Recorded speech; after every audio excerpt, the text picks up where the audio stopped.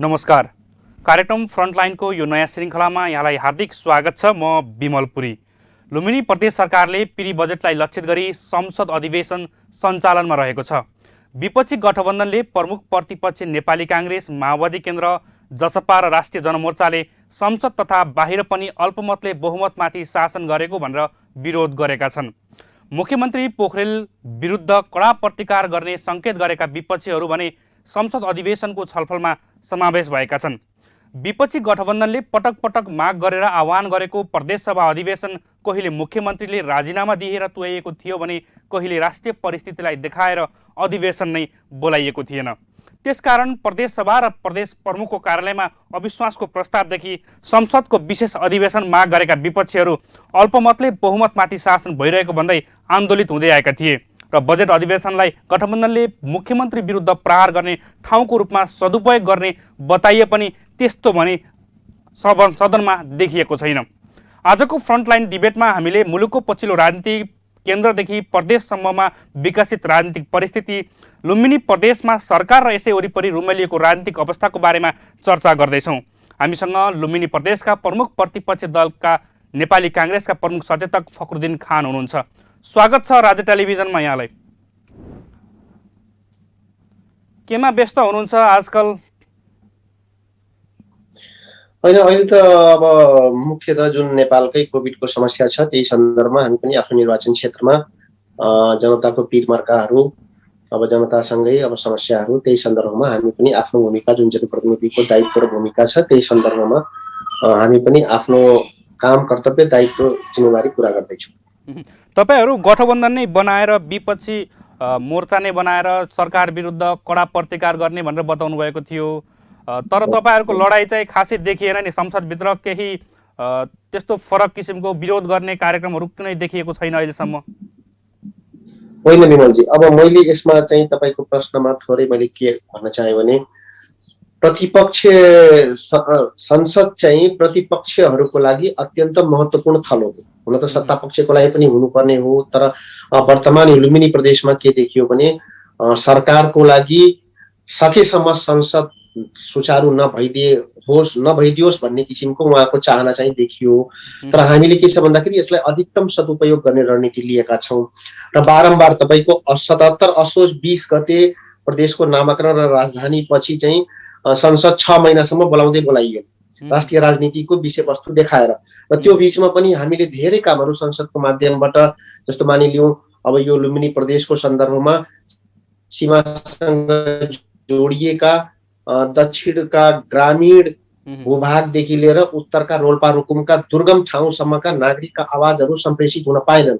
कहाँको भोकमरीले मर्या छ, को रोगले मर्या छ, अवस्था के छ, विकासको गति के छ लगायतका यी विषयवस्तुहरूमा र प्रदेशको स्थायित्व र प्रदेशको विकासको सन्दर्भमा पनि जुन गतिमा चाहिँ छलफल हुनुपर्ने हो त्यो ठाउँ चाहिँ संसदले पाएन। र तपाईँको 6 महिनापछि बस्दाखेरि फेरि त्यो राष्ट्रिय राजनीतिको विषयवस्तु देखाएर 2 दिनमै अविश्वास प्रस्तावको हल्ला सुनेर चाहिँ संसद हठात स्थगित गरियो र अहिले फेरि हामीले बीचमा 2 पटक प्रदेश सरकारप्रति हाम्रो विश्वास रहेन भनेर हामीले अविश्वासको प्रस्ताव दर्ता गरायौँ र त्यो दर्ता गराइसकेपछि त्यो विधि सम्मत ढङ्गले प्रदेश सभाबाट छलफलको माध्यमबाट टुङ्गिनु पर्नेमा त्यो चाहिँ के हो भने सत्ता र शक्तिको आडमा छलछाम गरेर त्यो बीचमा त्यो प्रस्ताव चाहिँ टुङ्ग्याइयो र मुख्यमन्त्रीज्यूले राजीनामा दिएर वैशाख 19 गते नयाँ धारा 168 को उपधारा 1 अनुसार आफ्नो नियुक्ति र शपथ लिनुभयो। तर हाम्रो विमति के हो भने ठिक छ, मुख्यमन्त्रीज्यूले त्यो जुन धारा टेकेर लिनुभयो, आज सर्वत्र एउटा आम चासो र सरोकारको विषय के हो भने प्रदेश सरकारको वैधता छ कि छैन। जुन धारा टेकेर उनले नियुक्ति र शपथ खाएको छ त्यो धारामा प्रदेश सरकार अडिग छ कि छैन, सबभन्दा पहिला महत्त्वपूर्ण कुरो यो हो। र त्यसमा हाम्रो विपक्षी गठबन्धनको धारणा स्पष्ट, हामी क्लियर छौँ। हाम्रो धारणा के हो भने जुन धारा टेकेर शपथ खाइयो त्यो धारामा सरकार चाहिँ आज छैन। यो सबैले आम नागरिकले देखिराखेको कुरा हो र यो छरपष्ट छ। यसमा कुनै बहस, वाद विवाद, डिबेट गर्नुपर्ने आवश्यकता चाहिँ छैन। र के हो भने स्वरूप धारा चाहिँ एउटामा शपथ खाइयो तर सरकारको स्वरूप चाहिँ अर्को देखिएको छ। सरकारको स्वरूप भन्दाखेरि धारा 168 को 2 को स्वरूप देखिएको छ, किनभने जसपाका सदस्यहरू पनि मन्त्री परिषदमा सहभागी हुनुहुन्छ। र यदि धारा 168 एकै कुरा गर्ने हो भने वैशाख 19 गते मुख्यमन्त्रीज्यूले शपथ खाँदै गर्दा सदस्य संख्या 81 थियो। 81 मा चाहिँ 41 जना सभासदहरू आकर्षित हुन्थे त्यो धाराबाट एकल बहुमतका निमित्त। तर आज के छ भन्दाखेरि आज त सदस्य संख्या 83 भयो, 83 हुँदाखेरि अब त्यो धारा अनुसार चल्नका निमित्त सिङ्गो नेकपा एमालेको सदस्य संख्या 42 हुनुपर्ने थियो। तर त्यो 42 आज छ, तर के छ भन्दाखेरि जसपाका सदस्य सम्मिलित भएर भनेपछि त्यो धारामै चाहिँ वाद विवाद छ। अब यसको बारेमा कानुनविदहरूले, संविधानविदहरूले धेरै व्याख्या गरिसक्नु भएको छ, हामीले धेरै बोल्नुपर्ने छैन। वैधतामाथि प्रश्न चिन्ह चाहिँ छ, यो प्रश्न हो। र यी कुराहरू हामीले संसदमा पनि बारम्बार अस्ति अधिवेशन प्रारम्भ भएकै दिनदेखि, बजेट अधिवेशन प्रारम्भ भएकै दिनदेखि हामीले यी कुराहरूको बारेमा सरकारको प्रष्ट रूपमा ध्यानकर्षण गराएका छौँ। विपक्षी गठबन्धनको तर्फबाट नेपाली कङ्ग्रेसले, जसपाले, जनमोर्चाले र माओवादी केन्द्रले सबैले यी प्रसङ्गहरू संसदमा उठाइसकेका छन्। र अब अहिले के देखियो भन्दाखेरि राजनीति के को लागि भन्दाखेरि पद प्रतिष्ठा र सम्मानको लागि मात्रै भन्ने किसिमको पुष्टि चाहिँ लुम्बिनी प्रदेशको घटनाक्रमले पनि देखाइराखेको छ। तर होइन, यो राजनीति भनेको त्यसमा आदर्श, मूल्य, मान्यता, नैतिकता भन्ने कुरा पनि हुनुपर्दछ भन्ने कुरा चाहिँ हामीले राख्न चाहन्छौँ। किनभने सबै हामीले जे उदाहरण, हामीले जे गर्ने हो आउने पुस्ताले त्यही अनुसरण गर्ने हो। आज पनि हामीले इतिहास पढ्छौँ, फलाना कालखण्डमा यस्तो भएको थियो, फलाना कालखण्डमा यस्तो भएको थियो, त्यो कुराहरू हामीले बुझ्छौँ, हामीले चाहिँ अनुसरण गर्छौँ। त्यस्तै आउने पुस्ताले पनि अब जुन आज चाहिँ प्रदेश सभाको यो त के हो भन्दाखेरि संस्थापक भनौँ न, हामी सबै संस्थापकको रूपमा छौँ प्रदेशको, र संस्थापकको रूपमा एउटा चाहिँ राम्रो र समृद्ध बाटो चाहिँ हामीले कोर्न सक्यौँ भने आउने पुस्ताले त्यो अनुसरण गर्ने हो र त्यो बाटोको माध्यमबाट हिँड्ने हो। त्यसैले हामीले के चाहन्छौँ भने प्रदेश सरकारले अविलम्ब, यदि धारा 168 अनुसार हो भने उनले भन्न सक्नु पर्यो हो यो कारणले। तर त्यो गोलमटोल जवाफ आइरहेको छ सरकारको तर्फबाट। भन्नुहुन्छ हामी बहुमतमा छौँ, हो हामी मान्छौँ तपाईँ बहुमतमा हुनुहुन्छ, तर धारा कुन धारा आकर्षित भयो त? तपाईँको नियुक्तिमा एउटा धारा छ र स्वरूप कुमारको धारा छ। र अब के छ भन्दाखेरि यदि धारा 2 को 168 को 2 को सरकार हो भने अब त्यो प्रक्रियामा त अगाडि जान पर्यो नि त। कतिन्जेलसम्म तपाईँको वैधतामाथि कतिन्जेलसम्म प्रश्न चिन्ह लागिराख्ने। र यो 3.5 वर्षको अवधिमा यो प्रसङ्ग त हामीले कहिले पनि उठाएका थिएनौँ, किन भन्दाखेरि यस्तो प्रसङ्गै आएको थिएन। तपाईँले निर्वाध रूपमा शासन सञ्चालन गरिराख्नु भएको थियो र हामीले गुण र दोषको आधारमा समर्थन र आलोचना गरिराखेका थियौँ, त्यो प्रश्न छ। त्यसैले अब चाहिँ प्रश्न चिन्ह उठेको छ र प्रदेश सरकारले आफूलाई धारा 2 मा लगेर 30 दिनभित्र विश्वासको मत लिने प्रक्रिया चाहिँ, पुनः शपथ र प्रक्रिया चाहिँ अब अगाडि प्रारम्भ गर्नुपर्छ भन्ने हाम्रो मान्नु है। तर प्रदेशका अर्थमन्त्री बैजनाथ चौधरीले अस्ति सदनमै भन्नुभएको छ कि हामी बहुमतको सरकार हौँ, हामी एक अनुसार नै हामी गठन भएका सरकार हौँ, हामीलाई तपाईँहरूले चाहिँ त्यस्तो आरोप लगाउन पाइँदैन भनेर चाहिँ भन्नुभएको छ। अब यसमा चाहिँ तपाईँहरूको प्रतिक्रिया के रहन्छ? होइन, हामीले त हाम्रो धारणा र हाम्रो चाहिँ भिजन प्रष्ट छ। गठबन्धनले स्पष्ट रूपमा निर्णय गरिसकेका छ र भनिसकेका छ। अब उहाँले अब कसैले होइन म पाइ भनेर कसैले भन्छ भने त्यसमा त हाम्रो कहीँ केही लागेन। हामीले नीतिगत रूपमा जुन संवैधानिक व्यवस्था छ त्यसमा प्रश्न गरे। बहुमत त हुनुहुन्छ उहाँहरू, हामीले बहुमतमा हुनुहुन्न भनेर त भनेका छैनौँ। तर के छ भन्दाखेरि बहुमतमा हुँदै गर्दाखेरि कुन धाराले आकर्षित भयो त? तपाईँको सरकार आज कुन धारामा टिकेर बनेको छ त? त्यो प्रश्न चिन्ह त उठिराखेको छ नि। त्यसको प्रष्ट र स्पष्ट जवाब चाहिँ उहाँले दिन सक्नु भएको छैन। अब अरू तपाईँहरूको भूमिका चाहिँ के रहन्छ? प्रदेश सरकारले यसै राजीनामा दिने अवस्था पनि छैन, दिने जस्तो छाँटकाँट पनि देखिँदैन। हाम्रो भूमिकाको सन्दर्भमा भन्नुहुन्छ भने सिङ्गो सञ्चार जगत तपाईँले सबै चाहिँ सूक्ष्म तरिकाले निहालिराख्नु भएको छ। हाम्रो विपक्षी गठबन्धनले कहाँ कहाँ कसरी के गर्दैछ भन्ने कुराहरू स्पष्ट छ। र भूमिकाको सन्दर्भमा भन्नुहुन्छ भने हामीले चाहिँ लोकतान्त्रिक विधि र पद्धतिबाट चाहिँ बजेट ल्याओस् भनेर चाहिँ संसदमा बजेट अधिवेशनमा हामीले आफ्नो प्रिय सहभागिता जनाएका छौँ। सरकारले ल्याएको कार्यक्रमहरूमा छलफलको माध्यमबाट हामीले आफ्नो सशक्त उपस्थिति पनि जनाएका छौँ। तर साथसाथै हामीले एउटा कुरा के पनि भनिराखेका छौँ भने हो यो सरकारको उसमाथि प्रश्न चिन्ह लागेको छ, उसले आफूलाई त्यसको पुष्टि चाहिँ गर्नुपर्दछ भन्ने हाम्रो स्पष्ट धारणा रहेको छ। र अब आगामी दिनमा के कार्यनीति भनेर भन्नुहुन्छ भने अब 25 गते प्रदेश सरकारको नीति तथा कार्यक्रम आउँदैछ। नीति तथा कार्यक्रम आइसकेपछि अब एउटा यसमा चाहिँ अलिकति क्वेसन मार्क भनौँ न, क्वेसन मार्क अहिले हाम्रो छलफल त भएको छैन। तर एउटा चाहिँ हामीले के सोचिराखेका छौँ भने अब जुन प्रदेश प्रमुखले विधि पद्धति प्रक्रिया मिचेर तपाईँको चाहिँ नियुक्ति र शपथ गराएका छन्, अब उनले पढ्दै गर्दाखेरि हामीले त्यो सुन्ने, हामीले बसेर त्यो उनको नीति तथा कार्यक्रम वाचन गर्दै गर्दाखेरि सदनमा हामी प्रस्तुत हुने कि हामीले चाहिँ के गर्ने भन्ने सन्दर्भमा अहिले ठोस चाहिँ निर्णय गरिसकेका छैनौँ। यस सन्दर्भमा आज भोलिमै सम्भवतः अब कसरी अगाडि बढ्ने भन्ने एउटा ठोस गठबन्धनको तपाईँहरूले त बजेट पास गर्न दिनुहुन्छ, बजेट नीति तथा कार्यक्रम चाहिँ संसदबाट पास गर्न दिने भन्ने निर्णय त भएको छैन नि। या तपाईँहरूको त्यसमा चाहिँ विचार के हो खासमा? आवाज अलिकति फोन आएर डिस्टर्ब भएको थियो। क्वेसन फेरि एकचोटि। तपाईँहरूले संसदमा बजेट प्रस्तुत भइरहेको छ, बजेटहरू बारेमा छलफल हुँदैछ, नीति तथा कार्यक्रम पनि प्रस्तुत हुँदैछ। यसलाई चाहिँ तपाईँहरूले पारित गर्नुहुन्छ कि नै, पारित गरेर सहयोग गर्नुहुन्छ अथवा त्यसको विपक्षमा तपाईँहरू उभिनुहुन्छ? होइन, पारित गर्ने कुरा कहाँ हुन्छ, त्यो त सरकारले पारित गर्ने हो। हामीले त अब यो सरकारलाई अब एउटा नैतिक रूपमा पनि हुन त अब संविधानमा कहीँ कतै लेखिया छैन तपाईँको बजेट अस्वीकृत भयो भने राजीनामा दिने भन्ने प्रसङ्ग कहीँ कतै कोट गरेका छैन। तैपनि हाम्रो लक्ष्य के हो भने सरकारले ल्याएको बजेटलाई फेल गराइदिने, किनकि राष्ट्रिय सभाको जुन उपनिर्वाचन भयो त्यो उपनिर्वाचनको नतिजाले पनि एउटा प्रष्ट सन्देश के दिएको छ भने प्रदेश सरकार स्पष्ट अल्पमतमा छ भन्ने कुरा त्यो नतिजाले पनि प्रष्ट पारिसकेको छ। र हाम्रो भनाइ के हो भने अब त्यो पनि एउटा हुन त एक्जाम्पल हो, तर अब चाहिँ खेल्ने मैदान, यो खेल्ने मैदान भनेको संसद नै हो।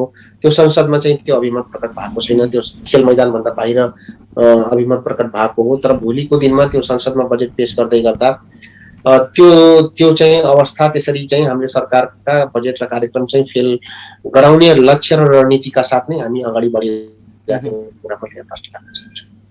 एक किसिमले भन्दाखेरि शङ्कर पोखरेल जति चतुर रूपमा चाहिँ प्रदेशको राजनीतिमा खेल्नुभयो त्यही रूपमै प्रदेशको विपक्षी गठबन्धन अथवा नेपाली काङ्ग्रेस र माओवादीहरू पनि खेले।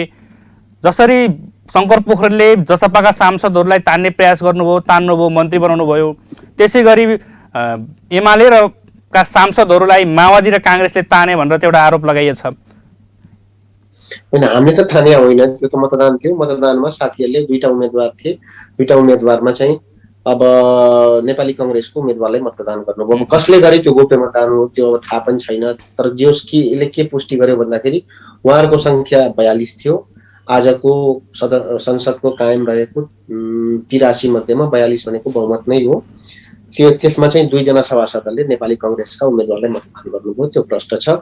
र त्यो भनिसकेपछि सरकार अल्पमतमा रहेको सन्देश त्यसले दिएको छ र त्यसलाई चाहिँ हामी बजेटमा पनि सदुपयोग गर्ने रणनीतिका साथ अगाडि बढिरहेको छौँ। तपाईँहरूले त दीर्घनारायण पाण्डेलाई पदबाट राजीनामा गराएर पार्टीमा प्रवेश गराएर अहिले राष्ट्रिय सभामा पनि विजय गराइसक्नुभयो। यो त सफलता प्राप्त गर्नु भएको छ नि अहिले त? होइन, दीर्घनारायण पाण्डेजीको ब्याकग्राउन्ड डेमोक्रेटिक हो। उहाँ नेपाली काङ्ग्रेसमै धेरै वर्षदेखि आबद्ध हुनुहुन्थ्यो, उहाँ एउटा सशक्त कार्यकर्ता पनि हुनुहुन्थ्यो। तर स्थानीय तहको निर्वाचनमा के भयो भन्दाखेरि एउटै पालिकामा 2 जना उहाँले पनि टिकटको दावेदारी गर्नुभयो र अर्को जुन नगर प्रमुखमा वर्तमान निर्वाचित हुनुहुन्छ कलामजी, उहाँले पनि टिकटको दावेदारी गर्नुभयो र पार्टीले कलामजीलाई टिकट दियो, उहाँ स्वतन्त्र लड्नुभयो। त्यो अलिकति थोरै 2 जनाको बिचमा विमति रहेर लगत्तै चाहिँ प्रदेश सभाको निर्वाचनमा उहाँले एमाले पार्टीको नेपाली काङ्ग्रेसको त्यति बेलाको के निर्णय थियो भन्दाखेरि जो बागी उम्मेदवारको रूपमा उठ्यो स्थानीय पालिकाको निर्वाचनमा त्यसले चाहिँ प्रदेश सभाको टिकट नपाउने एउटा केन्द्रीय सर्कुलर अनुसार चाहिँ उहाँ त्यो टिकटबाट वञ्चित भएर उहाँले नेकपा एमाले गर्नुभयो। तर अहिले उहाँले के भन्नुभयो भने म अलिकति भट्केको थिएँ अनि सुबहका भुला शामको घर आ जाए भनेर एउटा जुन एक्जाम्पल छ, कहावत छ, त्यही मेरो उसमा लागु हुन्छ। म भट्के थिएँ, म आफ्नो घरमा फर्केँ भन्ने किसिमले उहाँले आज सम्मान पनि पाउनु भएको छ र उहाँको एउटा राजनीतिक कद पनि हाइट पनि जुन हिसाबले उहाँले त्याग गरेर म अब नेकपा एमालेमा बस्न सकिनँ, नेकपा एमाले भेदभावको व्यवहार गर्यो, चाहिँ हामीलाई चाहिँ जुन हिसाबले गर्नुपर्ने हो त्यो गरेन भन्ने किसिमले राजीनामा दिनुभयो र राजीनामा दिइसकेपछि उहाँ आज चाहिँ राष्ट्रिय सभाको उसमा निर्वाचित भइसक्नु भएको छ। तपाईहरूले चाहिँ विपक्षी विरुद्ध अथवा सरकार विरुद्ध चाहिँ कानुनी लडाइँ लड्छौँ भनेर अदालतमा जाने फैसला पनि गर्नुभएको थियो, तर तपाईँहरू जानुभयो कि भएन? अदालतले चाहिँ के गर्दैछ? मैले कुरो राख्न चाहे, हामीले कानुनी उपचारको लागि सर्वोच्च अदालत जाने भन्ने कुरा चाहिँ प्रष्ट निर्णय गरेका थियौँ र जुन दिन हामीले यो निर्णय गर्यौँ त्यही दिन राति चाहिँ संसद भङ्ग भएर भोलि पर्सिपल्ट त्यसको मुद्दा पनि सर्वोच्च अदालतमा गइसकेको अवस्था चाहिँ थियो। र हाम्रो मेन के हो भन्दाखेरि प्रदेश प्रमुख कार्यालयबाट जुन हामीले डकुमेन्ट्सहरू, सपोर्टिभ डकुमेन्ट्सहरू मुद्दाको लागि जुन चाहिनुपर्ने हो त्यो बारम्बार इभेन पत्रकारहरू पनि, प्रदेश सभाका मान्यहरू पनि, नागरिक समाज पनि त्यहाँ पटक पटक जाँदाखेरि 3 दिनसम्म कन्टिन्यू धाउँदासम्म पनि कर्मचारी छैनन्, यो छैनन्, ऊ छैनन्। हामीले त्यो निर्णय गरिसकेपछि वकिल साहबले यो डकुमेन्ट चाहियो, यो डकुमेन्ट तपाईँले ल्याउनुहोस् भन्दाखेरि प्रदेश प्रमुख कार्यालयबाट डकुमेन्टहरू पाउन नसक्नु पनि त्यो मुद्दामा विलम्ब भएको एउटा त्यो कारण थियो र त्यो डकुमेन्ट हामीले 2-3 दिन अगाडि बल्ल पाएका छौँ। प्रदेश सभाको अधिवेशन प्रारम्भ हुनुभन्दा 1 दिन अगाडि, यानी 18 गते मात्रै हामीले त्यो डकुमेन्ट पाएका छौँ। 19 गते बिहानै हामीले त्यो डकुमेन्ट पाएका छौँ र अब चाहिँ हामीले त्यसलाई पनि अब वकिल साहबले अध्ययन गरेर अब केन्द्रको पनि आजबाट बहस हुँदैछ सर्वोच्चमा। यी राजनीतिक घटनाक्रमहरू निहालेर हामी चाहिँ कानुनी उपचारका निमित्त सर्वोच्च पनि जाने कुरा चाहिँ छ। यस्तो विषम परिस्थिति छ, कोरोना महामारीको अवस्था छ, जनताहरू अक्सिजन नपाएर, खान नपाएर पीडित भएका छन्। यस्तो बेलामा पनि तपाईँहरू चाहिँ गठबन्धन बनाएर सरकार ढाल्ने, सरकार बनाउने खेलमा किन लाग्नु भएको? होइन, सरकार बनाउने भूमिका अलग अलग छ, स्पष्ट छ। मैले विमलजी मैले के राख्न चाहन्छु भन्दाखेरि अघि मैले भनिहालेँ, अब यो सरकार बनाउने गिराउने यो त के भन्दाखेरि संसदीय पद्धति र प्रक्रियाको एउटा नियमित भनौँ न एउटा हो। सरकार संख्याको हिसाबले बन्छ, संख्याको हिसाबले ढल्छ र त्यो मैदान भनेको संसद हो। र त्यसभन्दा त्यहाँ पनि र त्यसभन्दा बाहिर पनि हामी प्रतिपक्ष हौँ वा चाहिँ एउटा नेपाली नागरिकको हैसियतले हौँ, जनप्रतिनिधि वा सचेत एउटा जनताको हैसियतले पनि हाम्रा पनि यस्ता महामारीहरू, यस्ता भइपरि, यस्ता सङ्कटहरू आउँदै गर्दा पनि केही सामूहिक काम, कर्तव्य र दायित्वहरू छन्। सरकारलाई यस्तो बेलामा सहयोग गर्ने र साझा सङ्कल्प र चाहिँ एउटा एकबद्धता गरेर यो महामारी विरुद्ध लड्नका निमित्त हाम्रो जुन भूमिका हामीले जहाँ निर्वाह गर्नुपर्ने हो हामी सशक्त रूपमा निर्वाह गर्दैछौँ र यो अभियानमा, यो महामारी विरुद्धको लडाइँमा सरकारलाई हामीले हरेक पाइलामा साथ पनि दिइरहेको।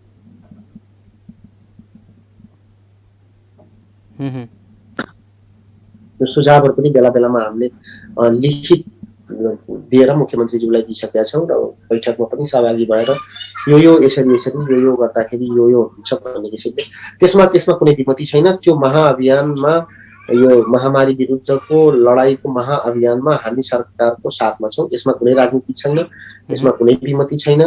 यो नियन्त्रण हुनुपर्दछ, यो चाहिँ कन्ट्रोल हुनुपर्दछ र भोकाहरूले र चाहिँ विपन्नहरूले राहत पाउनु पर्दछ। हामी आफ्नो स्तरबाट पनि त्यो अभियानमा उनीले आफ्नो हिसाबले सहयोग गरिराखेका छौँ। राज्यलाई चाहिँ यसमा झकझकाउने र राज्यको साथमा हिँड्ने यो अभियानमा हामी विपक्षी र प्रतिपक्षी होइनौँ। मैले पुनः प्रश्न राख्न चाहन्छु। यो महामारीको बेलामा सरकारले एक किसिमको बजेट पनि ल्याउँदैछ, कार्यक्रम पनि बनाउँदैछ, यसको बारेमा पनि छलफल गर्नुपर्ने होला।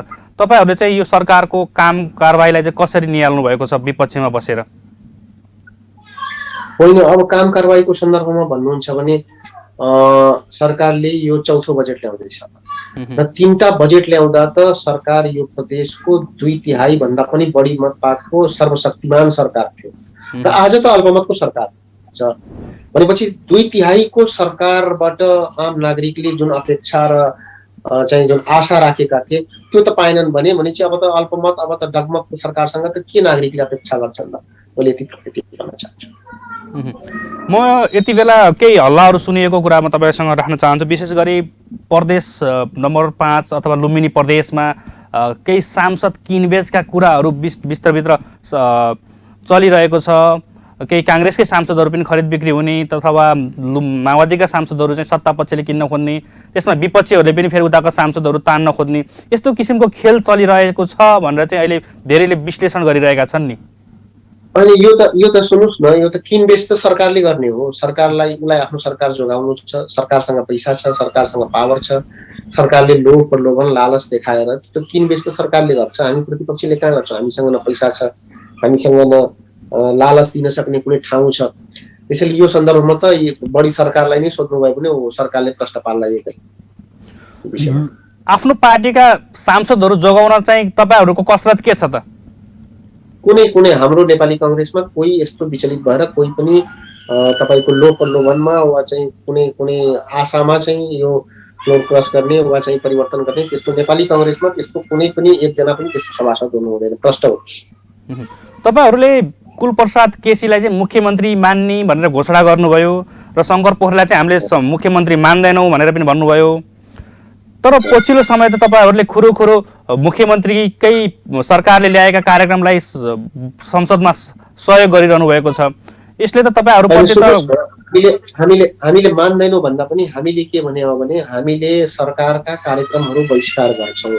तर कस्तो कार्यक्रम भन्दाखेरि राजनीतिक कार्यक्रमहरू। सरकारले कुनै राजनीतिक कार्यक्रममा हामीलाई निमन्त्रणा गरेको र हाम्रो उपस्थिति भएको ठाउँ यहाँले देखाइदिनुहोस्। तर के छ भन्दाखेरि यो बजेट त कसको लागि हो? बजेट त आम सिङ्गो 50 लाख जो जनसङ्ख्या जो बसोबासी छन् यो लुम्बिनी प्रदेशमा उनीहरूका निमित्त हो। अनि त्यसमा हाम्रो पनि दायित्व छ, हाम्रो पनि भूमिका छ र हामीले सरकारले आयोजना गरेको, सरकारले बोलाएको यो अवधिमा नियुक्ति र शपथ खाएदेखिको अवधिमा कहीँ कुनै पनि राजनीतिक कार्यक्रममा हाम्रो उपस्थिति चाहिँ तपाईँले देख्नु भएको छैन र हामी गएका पनि छैनौँ। त्यसैले यसरी बुझ्नु पर्दछ कि राजनीतिक कार्यक्रमहरूमा हाम्रो चाहिँ एउटा विरोध र सरकारसँगको विमति कायमै छ। तर के छ भन्दाखेरि नागरिकको हकमा गर्नुपर्ने कामहरूको सन्दर्भमा, छलफलको सन्दर्भमा, कोभिड वा महामारी वा चाहिँ अन्य प्रमुख प्रदेशको नागरिकको जनजीविकासँग जोडिएको विषयवस्तुको सन्दर्भमा हामी चाहिँ आफ्नो भूमिका अनुसारले, आफ्नो चाहिँ दायित्वको हिसाबले हामीले चाहिँ त्यसमा सरकारले बोलाएको ठाउँमा चाहिँ गएका छौँ। केन्द्रमा प्रतिपक्षी गठबन्धनले, विपक्षी गठबन्धनले संसदमा सहयोग गर्ने नदेखिएपछि प्रतिनिधि सभा पुनः विघटन गरिएको छ। तपाईँहरू पनि फेरि प्रदेश संसद पनि विघटन हुन्छ कि भन्ने डरले संसद चलाउन दिनुभएको होला सायद। तर यदि तपाईँहरूले फेरि बजेट तथा नीति तथा कार्यक्रमहरूलाई पनि प्रस्तुत गरेर दिनु भएन, त्यो पनि पास हुने अवस्था भएन भने प्रदेश संसद पनि विघटन हुने कतिको डर देख्नुहुन्छ?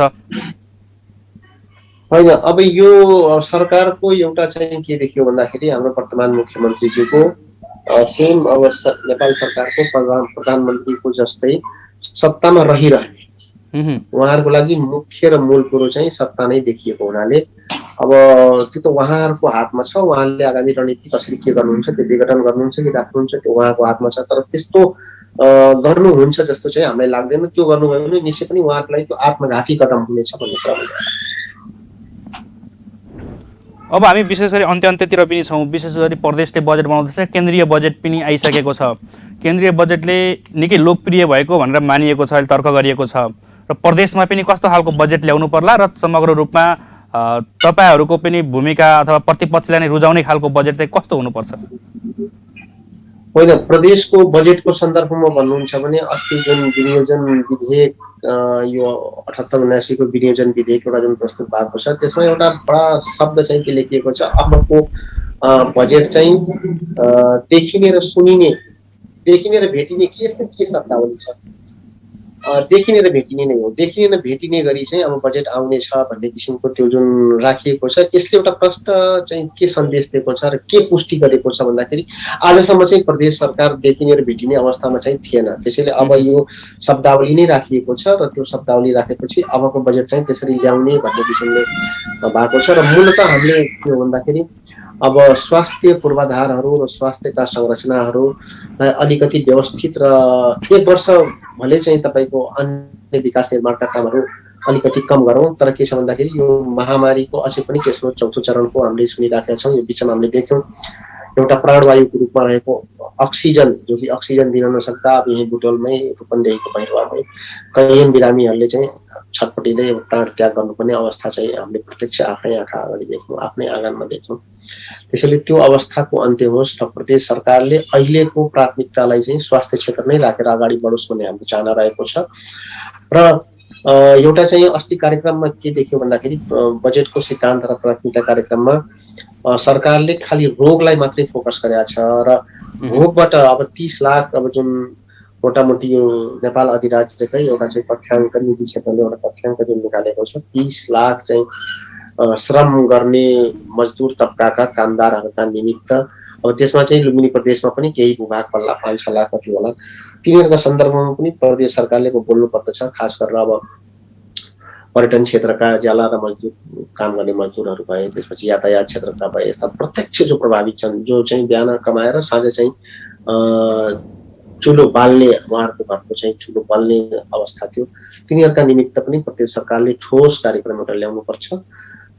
बजेटमा यी कुराहरू चाहिँ प्राथमिकताका साथ राखेर र अब अर्थतन्त्रलाई पुनः चाहिँ एज इट इजको अवस्थामा पुर्याउनका निमित्त जुन उद्योगहरू छन्, कल कारखानाहरू छन्, खास गरेर यो लुम्बिनी प्रदेशको मुख्य चाहिँ पर्यटन नै रहेकोले पर्यटन क्षेत्रलाई पनि कसरी पुनरुत्थान गर्न सकिन्छ भन्ने सन्दर्भमा हामीले सुझाव पनि दिएका छौँ। त्यही यी समग्र विषयवस्तुलाई समेटेर प्रदेश सरकारले आगामी बजेट चाहिँ ल्याउनु पर्दछ भन्ने हाम्रो भनाइ छ। हस्, समयको लागि धेरै धेरै धन्यवाद।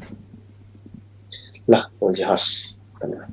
दर्शकबिन, हामीसँग हुनुहुन्थ्यो माननीय फखरुद्दिन खान, नेपाली काङ्ग्रेस लुम्बिनी प्रदेशको प्रमुख सचेतक हुनुहुन्थ्यो। उहाँसँग शङ्कर पोखरेल विरुद्धको गठबन्धनको तयारीका विषयमा र समग्र लुम्बिनी प्रदेशको पछिल्लो राजनीतिक अवस्था र बजेटको बारेमा केही छलफल गऱ्यौँ। यही सँगै आजको कार्यक्रम यति नै। अर्को नयाँ एपिसोडमा पुनः भेट हुनेछ।